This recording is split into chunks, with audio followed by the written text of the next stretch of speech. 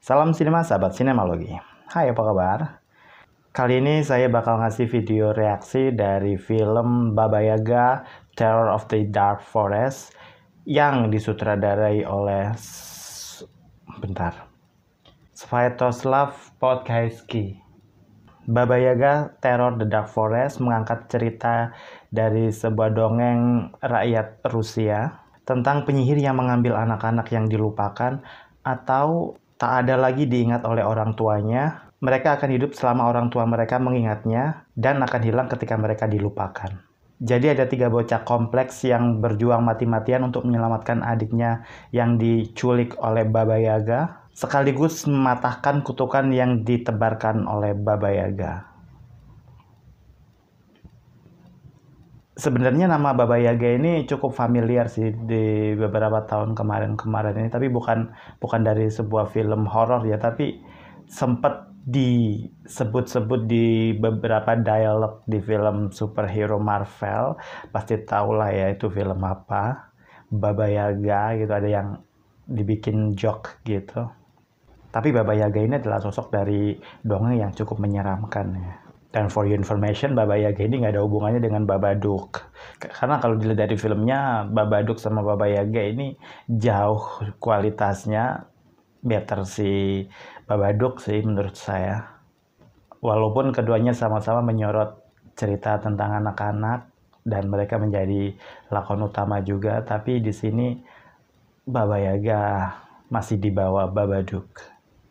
Kalau Babadook itu dia menyajikan tingkat keseraman, level keseraman itu menggunakan horor atmosferik gitu yang sepanjang film itu jadi cukup mencekam gitu ya.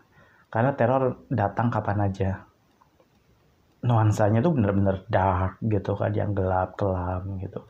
Beda dengan Baba Yaga yang dia di film ini oke sih, memang ada sisi creepy-nya, serem-seremnya ada, tapi kadang unsur warna-warni perumahan kompleks Podomoro ini jadi kayak ngilangin, jadi kayak kontras aja gitu. Dari awal film kompleks perumahannya pun udah janggal gitu. Para penghuninya tuh kayak yang nggak normalnya manusia gitu kan. Ini sebenarnya settingnya ini mereka ini the real human atau ya dalam pengaruh sihir atau apa gitu. Jadi kayak bukan manusia layaknya manusia gitu loh.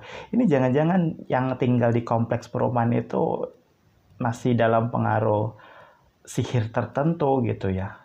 Semoga ini bukan karena efek ngikutin series WandaVision ya. Jadi ya perumahannya kayaknya nggak hidup gitu loh. Jadi ya nggak tahu deh ini konsepnya gimana gitu. Gue saya sampai sekarang tuh kayak masih ganjal aja, ini perumahannya nggak beres. Jadi ini perumahan jin atau apa gitu ya. Bahkan ibu dari Dania, salah satu anak yang saya sebutkan tadi, jadi kan ada 3 anak tuh, nah salah satunya kan namanya Dania. Jadi ibu Dania ini wajahnya tuh absurd gitu loh, yang abstrak, nggak jelas. Ya bukan abstrak, maksudnya kayak karakterisasinya tuh nggak bikin enak dilihat gitu loh. Dia sebenarnya ngapain? Dia sebenarnya kenapa gitu loh? Kenapa mukanya jutek kayak gitu, yang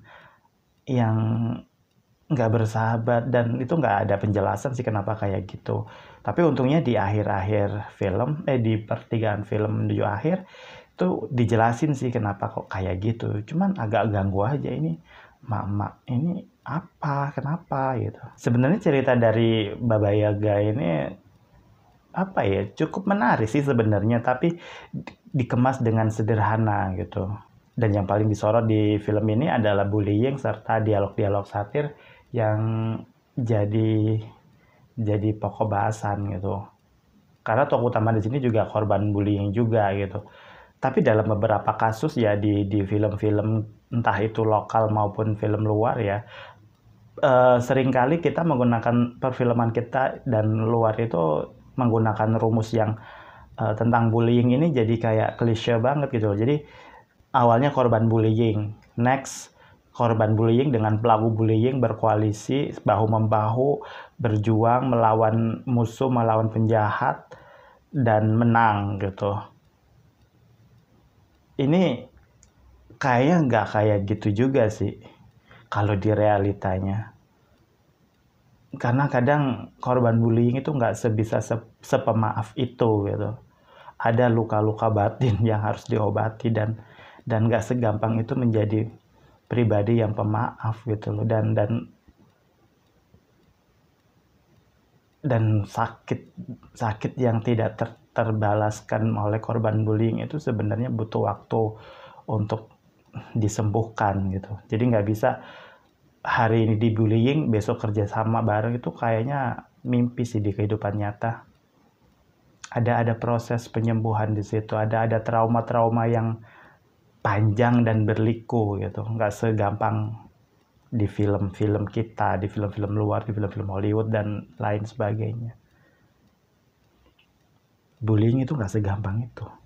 Jangan tanyakan soal logika ya dalam film ini, karena saya nggak mau ngebahas itu. Lagi pula ini film juga di luar logika gitu, jadi nggak usah dibahas logikanya gimana. Cuma ya tadi kalau udah masalah bullying itu masalah sensitif, jadi mau nggak mau saya agak-agak sedikit bahas lah.